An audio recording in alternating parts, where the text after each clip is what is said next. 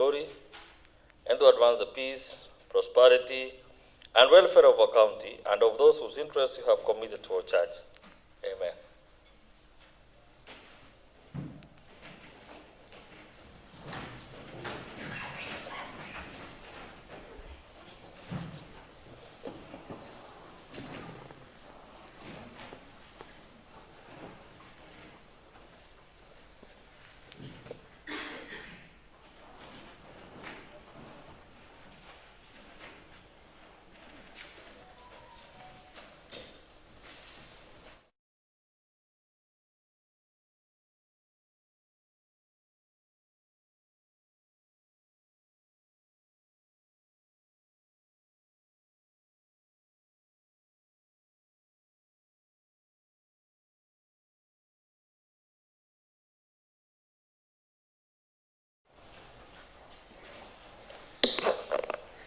Order number 1, administration of oath.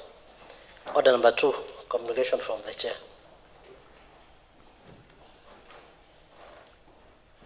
Proceed.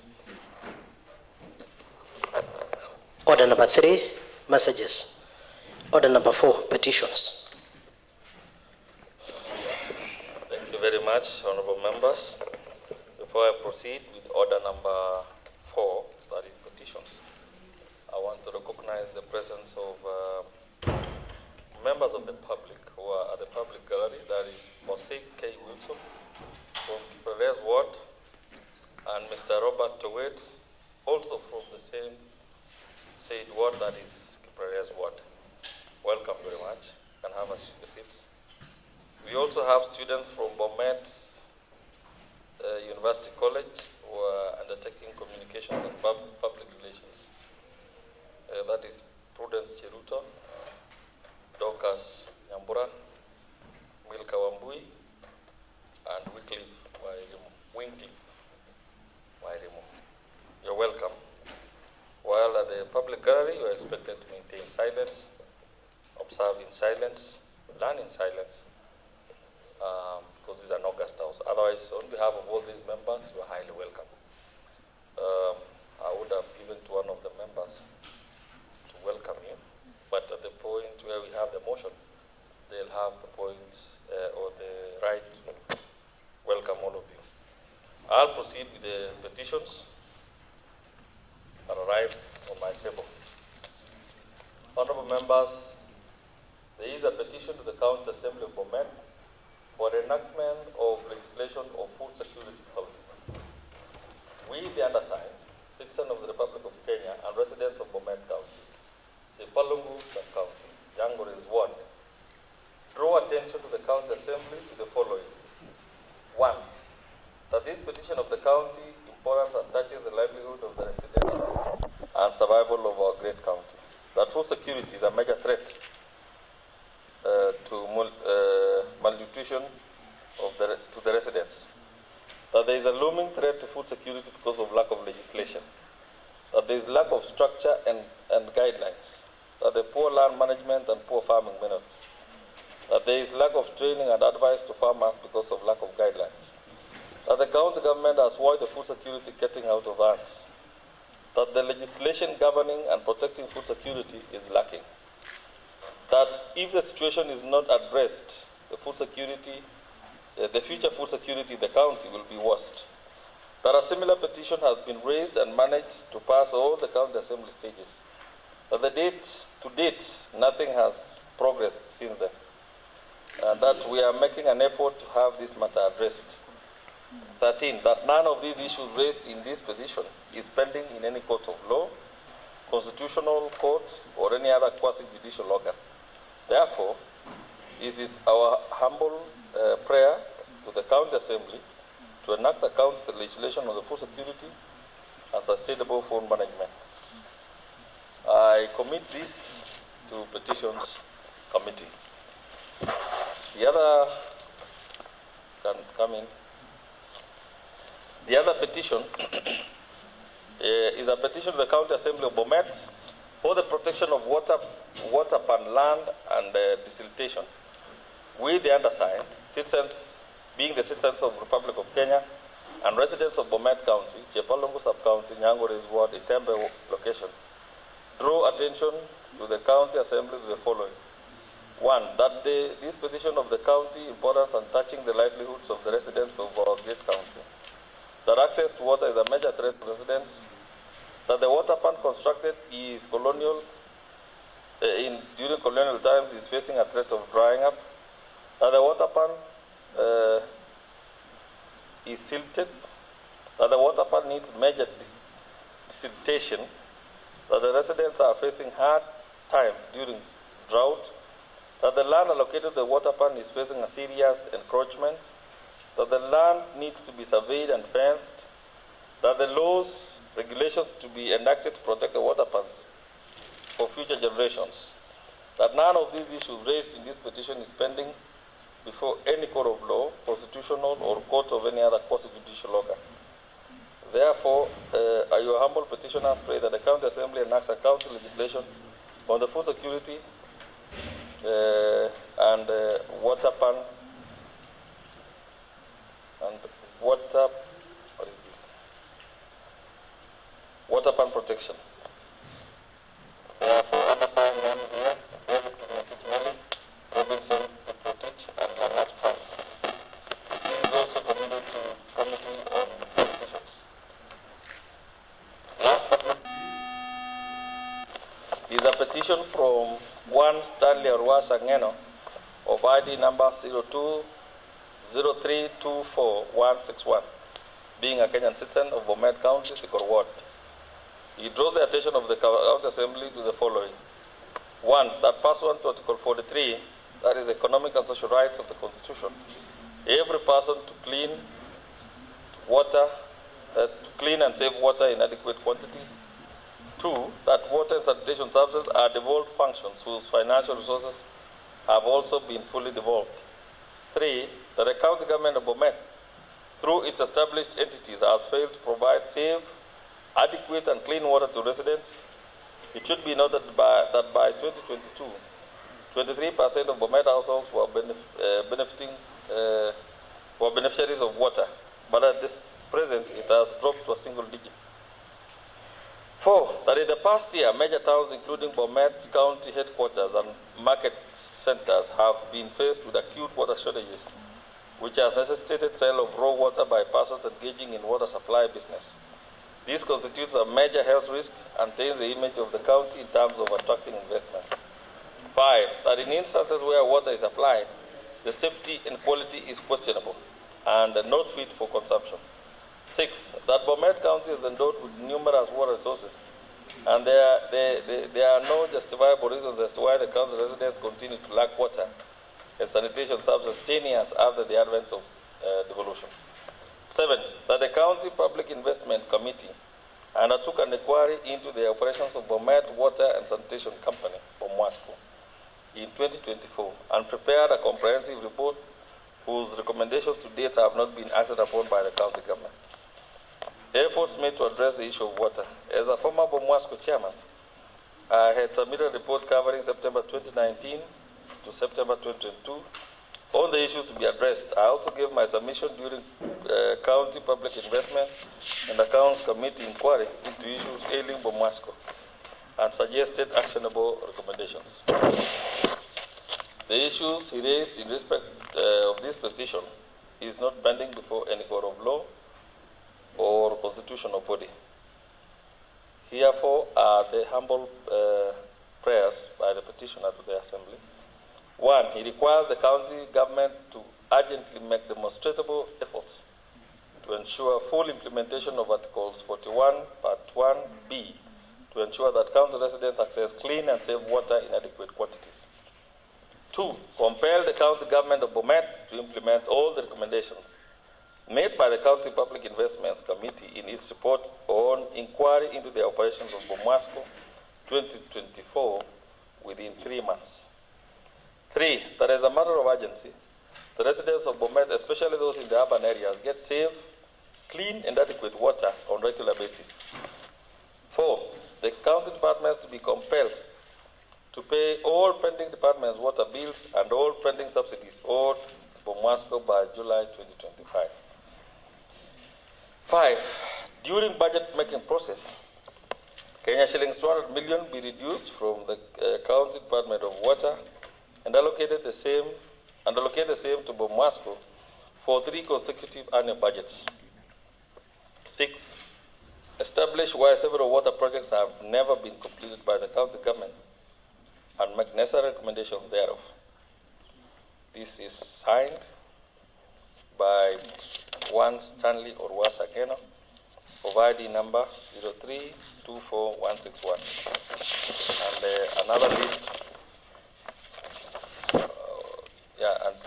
by this petitioner, signed on 17 February 2025. I commit all these petitions, the 3 of them, to Committee on Petitions, and you have 30 days to complete this from today henceforth. Next order. Point of order, Mr. Speaker. What's your point of order? Thank you. Just noting that you've given 30 days, whilst the standing orders provides that every petition that comes before this House is processed within 60 days. Mr. Speaker, I'm not trying to challenge your chair, but considering there are 3, and we are currently handling another one, you may kindly consider sticking to the 60 days provided for in the standing order. Honorable Chair, with a lot of respect, I've given you 30 days. The maximum is 60 days. Are you trying to compel the chair to give you 60 days? 30 days should be enough. At the end of 30 days, if you are not able to finish, is when you can request for more days, Honorable Chair. Do not presume that you will not be able to finish this within 30 days. Thank you. Point of order, Honorable Speaker. What's your point of order, Honorable Chief? Mr. Speaker, I am a member of the Committee on Petitions, and I've just listened to you read out the second petition. Yes. Where a section of members of the public from Nyangores are petitioning the County Assembly on a matter that is not within its jurisdiction, Mr. Speaker. As you can read the guiding principle on the Committee on Petitions, members of the public are allowed by law to petition the County Assembly to the extent of matters within that they can deliberate on. Mr. Speaker, if you look at the second, just to get you straight, the second item, the second petition is on water pan. Yes, Mr. Speaker. Yes. We are all aware that there are specific statutory instruments that are used by members of the public to ask or to compel the county government to do a specific development program within their wards, Mr. Speaker. The one is the CIDP, the second is the ADP, and of course, if this will open a Pandora box where members of the public will be petitioning directly to the County Assembly, yet there is a framework where they can present their requests. Mr. Speaker, because their prayers is that we compel the county government to desilt the dam. Mr. Speaker. Their prayer is they are seeking the County Assembly to enact a county's legislation on water pan desiltation. I think it is within our purview, within the county's purview. I stand guided, Mr. Speaker. Thank you.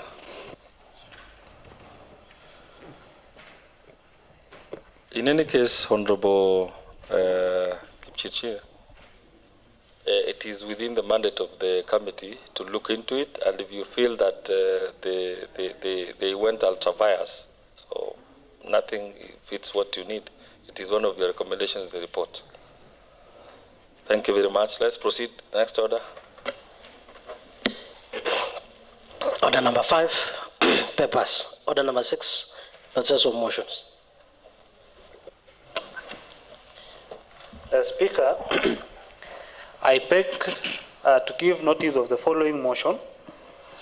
Whereas Article 209(3) of the Constitution of Kenya 2010 empowers county governments to impose property rates, entertainment taxes, and any other tax that is authorized by an act of parliament, aware that the collection of land rates remains a significant source of revenue for this county, which, if properly harnessed, can contribute substantially to the fiscal sustainability and service delivery in Bomet County, noting that Section 3 of the Rating Cap Act, Cap 267 of the laws of Kenya mandates the county governments to prepare a valuation roll to assess land rates payable by property owners within its jurisdiction, concerned that the current revenue collection from land rates remains below potential due to outdated valuation rolls,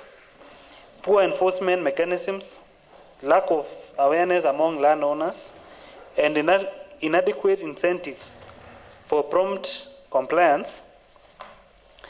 Recognizing that the governor has the power under Section 159 of the Public Finance Management Act 2012 to grant waivers on penalties and interest for unpaid land rates as a means of encouraging compliance and enhancing revenue collection, further recognizing that an updated valuation roll and a well-structured system of land rates assessment and collection can significantly boost on-source revenue for the county government of Bomet, thereby reducing dependence on national government allocations.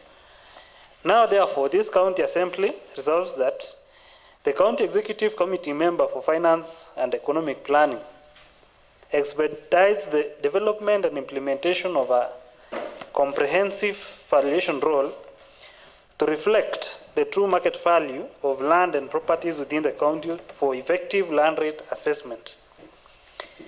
The county executive committee member for lands, housing, and urban planning, in collaboration with the county treasury, reviews and revises the current land rates, levies to align with economic realities and the need for enhanced revenue collection.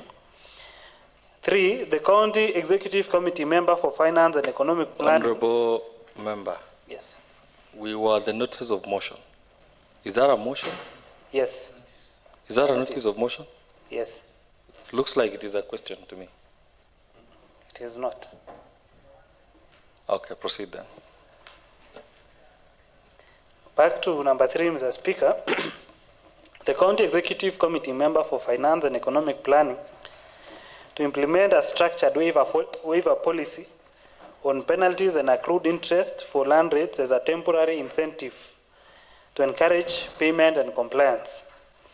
The county government to strengthen enforcement mechanisms by establishing a digital land rates collection system that enables online payments, automated billing, and real-time monitoring of land rate compliance. A public sensitization campaign be undertaken to educate landowners on the importance of paying land rates, legal obligations involved, and the benefits of compliance, including better service delivery. And lastly, the county government to repossess land in case where landowners fail to pay land rates for a prolonged period following due legal process. Such land to be repossessed for public use, including the construction of essential amenities such as public toilets, markets, and recreational areas to benefit the community with the surrounding community. The county assembly, through its relevant committee, to exercise oversight on the implementation of the valuation roll and revenue collection strategies to ensure efficiency, transparency, and accountability in land rates management. Further, that the county executive committee member for finance and economic planning to submit quarterly progress report to the county assembly detailing the impact of these measures on revenue collection and land rates compliance. Mr. Speaker, I beg to table. Proceed.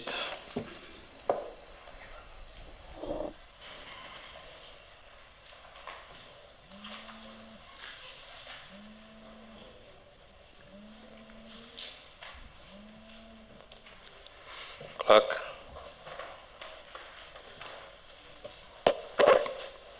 Order number 7, questions and statements. Honorable Nathan. Thank you, Honorable Speaker.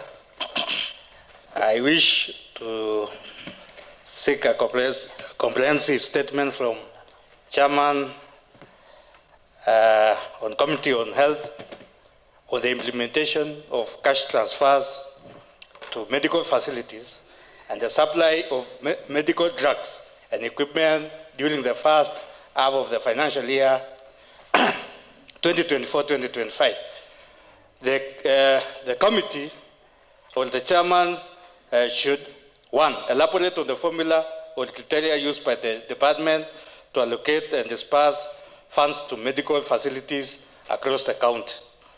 2, clarify why some medical facilities have not yet received the allocated cash transfers in the first half of the financial year 2024-2025. What measures are being taken to address these delays?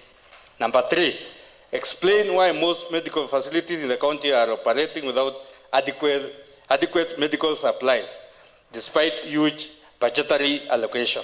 4, provide a detailed schedule or breakdown of funds dispersed to medical facilities in the first half of the financial year 2024-2025. This should include the names of the facilities, the amounts allocated, and the dates of disbursement. 5, provide a comprehensive schedule of medical drugs, pharmaceuticals, and equipment supplied to medical facilities during the first half of the financial year 2024-2025. This should include the types and quantities of supplies delivered, as well as the dates of delivery. Honorable Speaker, I beg to lay. Proceed, Honorable Nathan.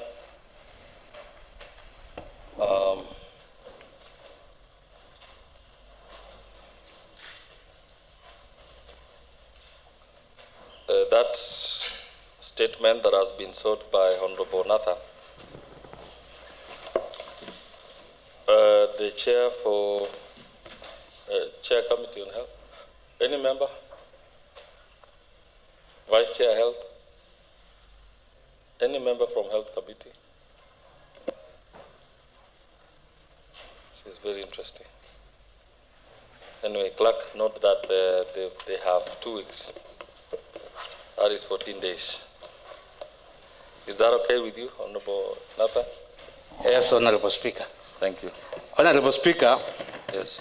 I stand also to respond on the statement sought by Honorable Vincent Mutai.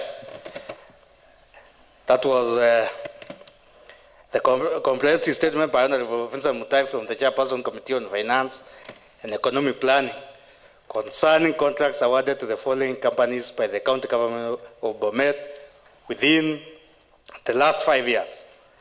There were around 6 companies where Honorable Vincent Mutai wanted to know the contracts that were awarded to those companies. He wanted the specific contracts undertaken by each of the said companies within the last 5 years. He also wanted the status of each contract awarded to each of the companies over the said period. Honorable Speaker, he also wanted to know whether procurement laws were followed in the award of contracts to each of the listed companies, and if yes, avail supporting documents. And then he also wanted to know the amount of money paid to each company over the said period. Honorable Speaker,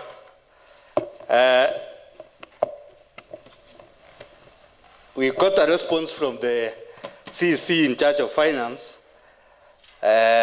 on this statement that was sought by Honorable Vincent Mutai. So there were, according to the CEC, the response by the CEC, statement concerning contract awarded within the last 5 years, reference is made to your letter BCA 13/12, subsection 1-2, regarding to the above subject matter.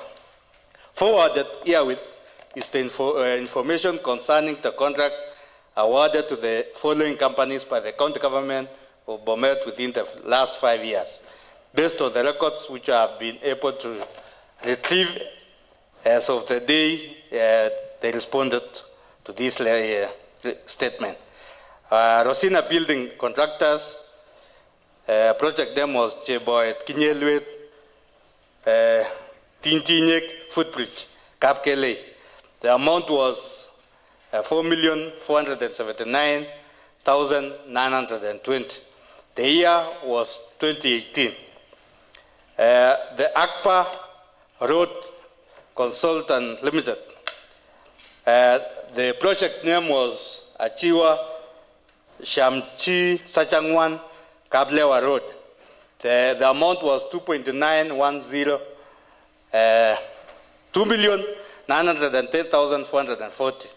The contract was awarded in 16th June 2023. Another one was Maziwa Junction Kapisa Road. The amount was 4,029,231. The contract was awarded in 7th February 2022. And then another one for Akpa Road Consultant Limited was Naocho Primary School Road. The amount was 3 million. It was awarded in 18th June 2019. Number 3, Honorable Speaker, PACE Solutions, Kapsi Motwa to Pundi Calvert. So the amount was 962,220. The year of contract was the year 2020. And then another one was in 2019, Honorable Speaker, Kapsi Motwa again, Pundi Calvert. The amount was 2,361,346. So that was in 2019. The fourth company was Sandafi Solution Company Limited. So the road, the project name was Saunyat Kapsayalil Road. The amount was 2.5,048,520. So it was awarded in the 12th April 2019.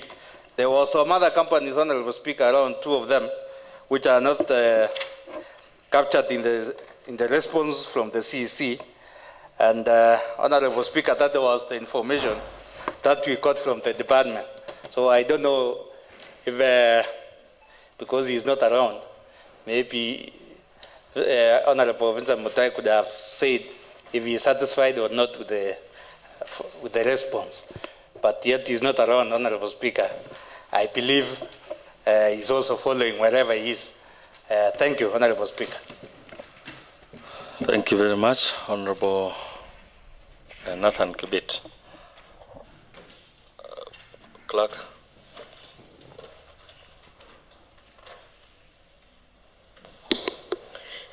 Order number 8, motion. Honorable Speaker, I beg to move the following motion that pursuant to Standing Order 28-1, this County Assembly approves its calendar regular session for the 4th session of the 3rd Assembly, February to December 2025, laid on the table of the County Assembly on Wednesday, 5th March 2025. Honorable Speaker, this is the new calendar for the new year, and it was deliberated in the House Business, and today it is already in the gadgets of the honorable members, and I think they have been able to peruse. I therefore beg this House to approve so that this Assembly will operate on this new calendar. I therefore request Honorable Evelyn Sang to second. Thank you, Honorable Speaker. I second. Thank you very much, Majority Leader, Honorable Paul Kirui, and also member of the Speakers panel, Honorable Evelyn Sang, for seconding this motion by Honorable Paul Kirui, the Leader of Majority. I therefore propose that pursuant to Standing Order 28-1, This County Assembly approves its calendar regular sessions for the fourth session of the Third Assembly, February to December 2025, laid on the table of the County Assembly on Wednesday, 5th March 2025. Honorable members, I believe you've gone through the schedule that has been proposed here and given, and therefore the floor is open for debate.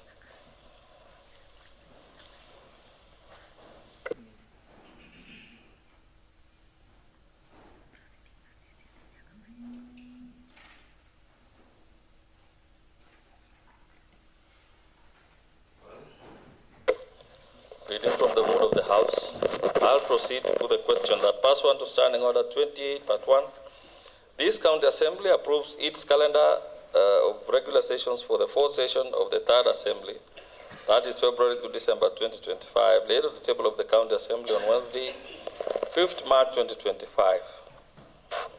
Honorable members, will as many as are of this opinion say aye? Aye. Will as many as are of the contrary opinion say nay?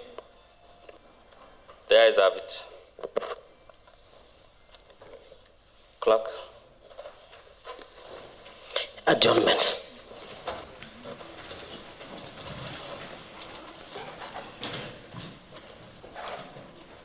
Honorable members, this sitting is adjourned tomorrow morning, 9:30. Tomorrow will be 12th. So 12th March 2025 at 9:30 a.m.